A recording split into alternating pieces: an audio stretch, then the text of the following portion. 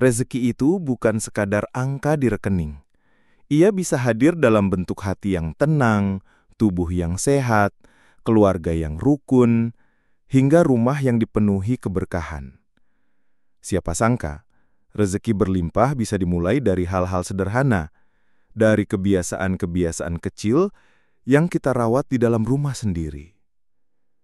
Bayangkan, bila setiap sudut rumah bukan hanya menjadi tempat istirahat, tapi juga menjadi magnet keberkahan. Siapapun yang tinggal di dalamnya merasa damai, dan setiap langkah yang keluar darinya membawa keberuntungan. Bukankah itu rezeki yang sesungguhnya? Mari kita bahas bersama 8 kebiasaan ringan di rumah yang secara logis bisa mengundang rezeki berlimpah, tanpa perlu hal mistis, cukup dengan niat, kebiasaan baik, dan hati yang bersih. Sebelum lanjut mendengarkan, luangkan waktu sejenak untuk menulis sholawat kepada Nabi Muhammad SAW di kolom komentar. Semoga satu sholawat dari lisan kita menjadi sebab turunnya satu keberkahan dari langit. Setiap kata yang kamu dengar bukan sekadar rangkaian kata. Bisa jadi, itu adalah jawaban dari doa-doa yang kamu panjatkan dalam sepi. Sebuah petunjuk kecil dari Allah yang datang lewat bacaan sederhana. Tekan tombol subscribe bukan hanya untuk mengikuti, tapi untuk menemani perjalanan jiwamu, agar langkahmu lebih ringan, hatimu lebih tenang, dan pintu rezekimu semakin luas terbuka. Karena siapa tahu, satu klik hari ini adalah awal dari banyak kebaikan yang akan Allah hadirkan untukmu. Lalu dari mana kita bisa memulainya? Jawabannya sederhana, dari rumahmu sendiri. Mari kita mulai dengan kebiasaan pertama, yang terlihat sepele, tapi punya dampak besar dalam mengundang kenyamanan dan rezeki. Banyak orang meremehkan kekuatan suasana rumah di pagi hari. Padahal, rumah yang bersih dan rapi adalah tempat terbaik untuk mengawali hari dengan semangat dan pikiran yang jernih. Ketika bangun tidur disambut dengan tempat tidur yang sudah dirapikan, lantai yang bersih, dan udara yang segar, maka perasaan positif akan muncul dengan sendirinya. Pikiran menjadi lebih ringan, dan suasana hati pun terjaga. Kebersihan bukan hanya tentang fisik, tetapi juga menciptakan ketertiban dalam hidup. Rumah yang kotor dan berantakan cenderung membuat penghuninya lebih mudah stres, malas bergerak, dan sulit fokus. Jika setiap hari diawali dengan kekacauan visual, maka otak akan ikut merespons dengan kekacauan mental. Sebaliknya, kerapian memberi sinyal pada otak bahwa segala sesuatu terkendali, dan ini memperkuat rasa percaya diri dalam menjalani aktivitas. Secara logis, orang yang semangat sejak pagi hari akan lebih produktif dan cenderung cepat menangkap peluang. Inilah pintu awal datangnya rezeki. Rumah yang bersih bukan hanya memberi kenyamanan fisik, tapi menjadi cerminan jiwa yang siap menerima energi positif dari luar. Maka biasakan membersihkan rumah setiap pagi, merapihkan tempat tidur, membuka jendela agar cahaya masuk, dan menyambut hari dengan wajah yang segar. Itu bukan sekadar rutinitas, tapi bentuk kesiapan kita menyambut rezeki. Ketika rumah bersih dan rapi, hati terasa ringan. Tapi kebersihan fisik saja belum cukup. Ada kebersihan lain yang tak kalah penting. Ketenangan dalam hubungan antar penghuni rumah. Karena sebanyak apapun harta yang datang, jika rumah dipenuhi pertengkaran, rezeki pun akan terasa hambar. Itulah mengapa kebiasaan kedua menjadi sangat penting. Rezeki yang paling sering dilupakan adalah keluarga yang rukun dan penuh kasih sayang. Banyak orang mencari rezeki di luar rumah, namun lupa bahwa sumber utama ketenangan dan bahkan keberkahan rezeki ada pada hubungan antar anggota keluarga itu sendiri. Ketika rumah dipenuhi konflik, pertengkaran, dan sikap saling menyalahkan, maka energi negatif pun akan memenuhi ruang-ruang rumah. Ini bisa membuat penghuni merasa lelah secara emosional dan tidak memiliki semangat untuk menjalani hari. Sebaliknya, keluarga yang saling mendukung, saling mendengar, dan saling mendoakan akan menciptakan suasana rumah yang damai. Orang-orang dalam rumah itu akan merasa aman dan nyaman untuk berkembang. Anak-anak lebih percaya diri, orang tua lebih semangat mencari nafkah, dan rumah menjadi tempat istirahat yang benar-benar menyembuhkan lelah. Hubungan yang harmonis juga melatih kita untuk memiliki komunikasi yang sehat, empati, serta kepekaan terhadap kebutuhan orang lain. Kebiasaan ini melatih karakter yang sangat dibutuhkan dalam dunia kerja maupun usaha, leadership, kerjasama, dan manajemen emosi. Dan karakter yang baik adalah modal tak kasat mata yang bisa membuka banyak pintu rezeki. Bangun keharmonisan dari hal sederhana, menyapa dengan senyum, mendengarkan tanpa menyela, membantu tanpa diminta, dan mendoakan tanpa diketahui. Rizki akan lebih mudah mengalir ke rumah yang di dalamnya dipenuhi cinta dan penghargaan. Hidup dalam rumah yang harmonis adalah nikmat besar. Tapi sayangnya, tidak semua orang menyadari bahwa menghargai nikmat adalah bagian dari membuka rezeki itu sendiri. Banyak rumah terasa sempit bukan karena kekurangan, tapi karena lupa bersyukur. Sebelum kita lanjut ke kebiasaan berikutnya, jangan ragu untuk subscribe sekarang, agar setiap konten yang hadir bisa terus mengingatkan kita akan hal-hal kecil yang membawa dampak besar. Sekarang, mari kita bahas kekuatan syukur yang sering terlupakan. Syukur adalah kunci kebahagiaan dan salah satu magnet rizki yang paling kuat. Di rumah tangga, membiasakan setiap anggota keluarga untuk bersyukur atas hal-hal kecil akan menumbuhkan perasaan cukup dan bahagia, sekalipun dalam kondisi yang sederhana. Orang yang bersyukur tidak mudah mengeluh, tidak iri dengan kehidupan orang lain, dan lebih fokus pada apa yang bisa diperbaiki daripada apa yang tidak dimiliki. Syukur juga melatih kita untuk lebih peka terhadap nikmat yang sudah ada. Sesederhana bisa makan bersama, punya tempat tinggal, atau melihat anak-anak tumbuh sehat. Semua itu adalah bentuk rizki yang luar biasa. Ketika satu rumah terbiasa menyebab nikmat-nikmat Allah dalam keseharian, suasana pun menjadi lebih ringan dan penuh harapan. Kebiasaan bersyukur dapat dilakukan dengan membiasakan anak-anak mencatat hal-hal baik yang mereka alami hari itu, atau mengucapkan terima kasih secara lisan saat menerima kebaikan. Orang tua bisa mencontohkan dengan bersyukur meski hanya menerima rezeki sedikit dan tidak mengeluh di depan anak. Rumah yang penuh syukur akan menarik keberkahan, sebab dari sanalah akan lahir orang-orang yang tabah, ulet, dan penuh harapan. Dan orang-orang seperti inilah yang tak pernah kehabisan rezeki karena mereka tahu cara menjaga hati tetap lapang walau keadaan sedang sempit. Syukur melahirkan ketenangan. Tapi untuk menjaga alur rezeki tetap lancar, kita juga butuh keteraturan dalam tindakan. Syukur membuat kita sadar, tapi disiplinlah yang membawa kita maju. Oleh karena itu, kebiasaan berikutnya menyangkut satu hal yang sangat menentukan ritme hidup, waktu. Disiplin adalah kunci kesuksesan dalam berbagai aspek kehidupan, termasuk dalam urusan rezeki. Rumah yang membiasakan anggotanya untuk menghargai waktu akan menciptakan pribadi-pribadi yang terlatih menghadapi dunia luar dengan kesiapan dan tanggung jawab. Bangun pagi, tidur tepat waktu, memiliki jadwal kegiatan yang jelas, semua itu membentuk ritme hidup yang produktif dan seimbang. Rumah yang tanpa aturan cenderung membuat anggotanya malas, menunda-nunda pekerjaan, dan sulit menetapkan prioritas. Padahal, peluang rezeki tidak datang kepada orang yang tidak siap. Sebaliknya, orang yang terbiasa hidup teratur akan lebih cepat menangkap kesempatan karena pikirannya tertata, waktunya efisien, dan tindakannya tegas. Disiplin bukan berarti kaku. Justru sebaliknya, dengan jadwal yang jelas, rumah akan terasa lebih tenang karena semua orang tahu apa yang harus dilakukan dan kapan harus melakukannya. Anak-anak belajar bertanggung jawab atas waktu belajar dan bermainnya. Sementara orang tua bisa membagi waktu untuk bekerja, beribadah, dan berkumpul bersama.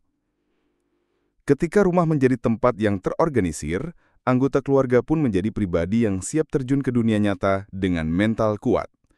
Dan mereka yang disiplin biasanya dipercaya lebih banyak, diberikan tanggung jawab lebih besar, dan akhirnya menerima rezeki lebih luas. Waktu yang dikelola dengan baik akan memperbaiki arah hidup. Tapi percuma jika lisan kita masih sembarangan. Kata-kata yang keluar dari mulut bisa jadi pintu rezeki, atau justru sebaliknya.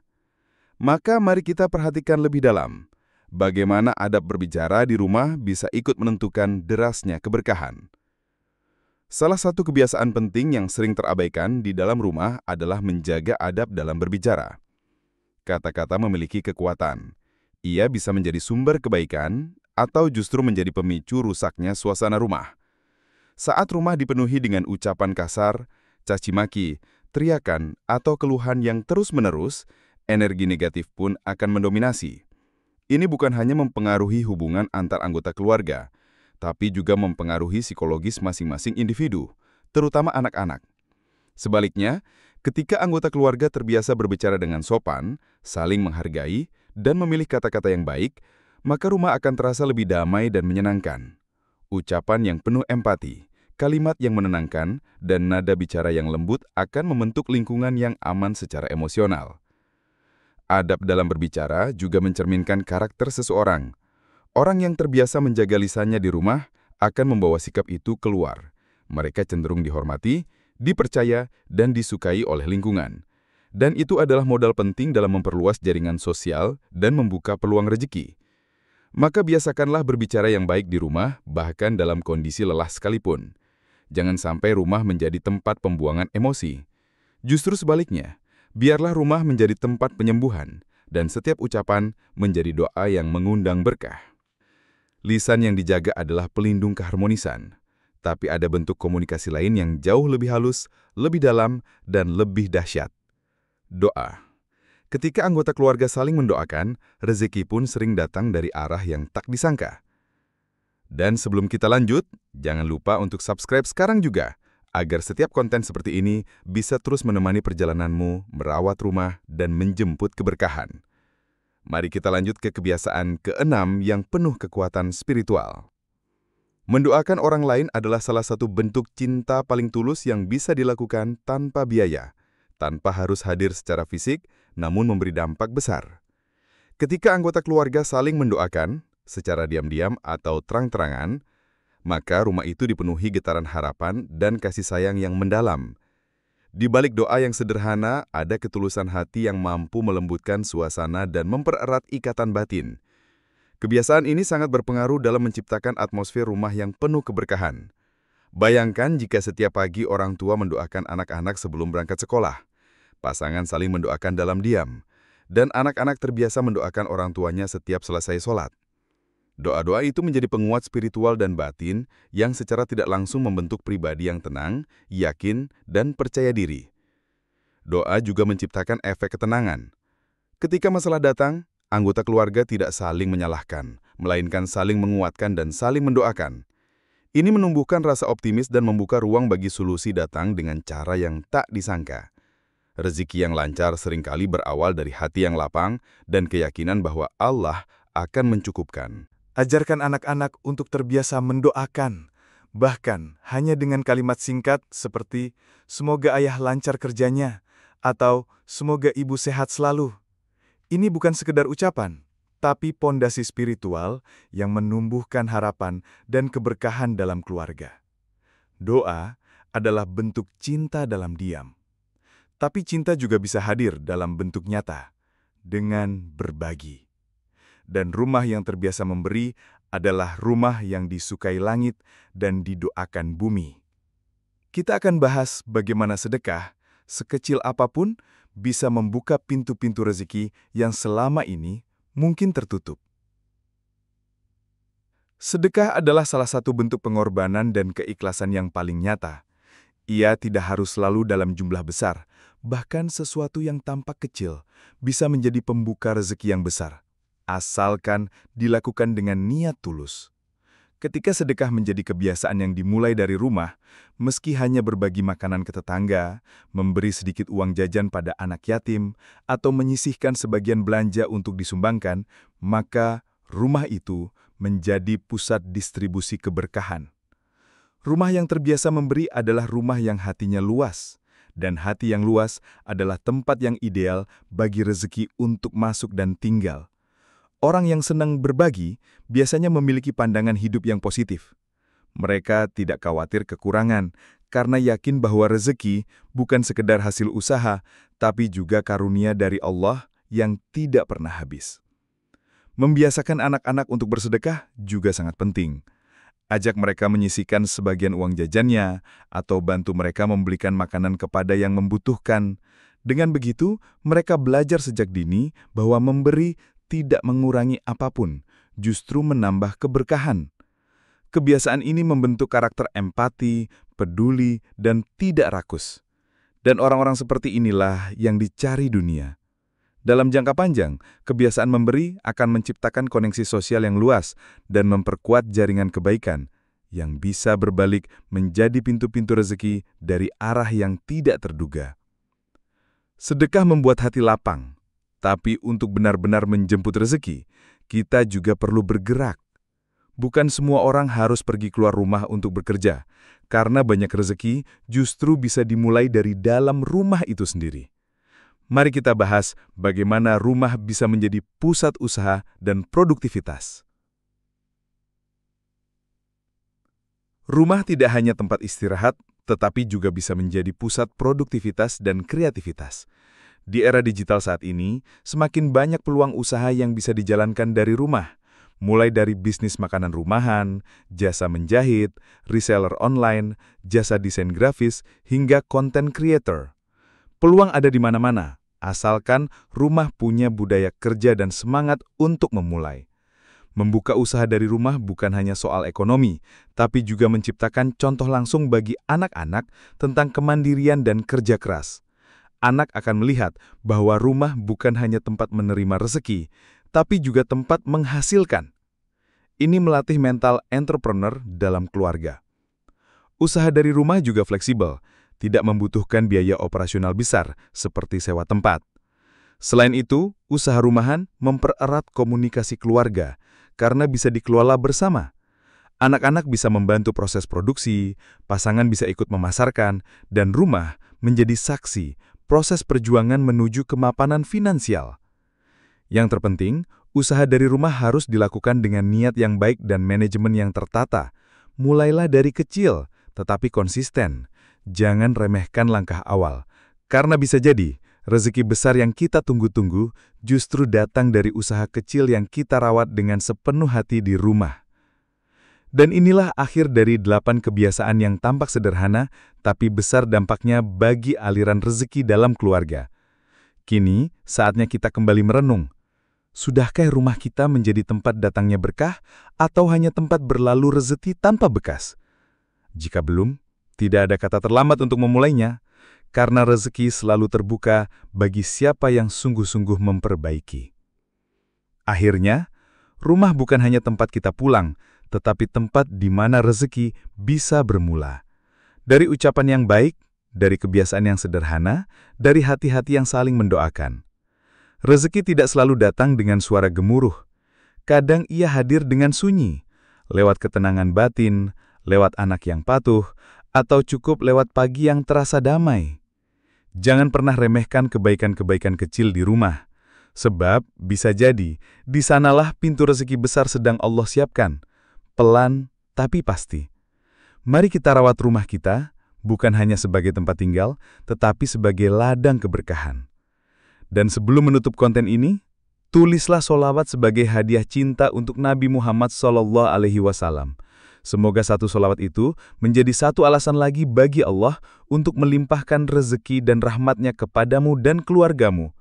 Jika konten ini memberi makna, subscribe sekarang, agar setiap kebaikan yang datang nanti, kita bisa rasakan dan jalani bersama.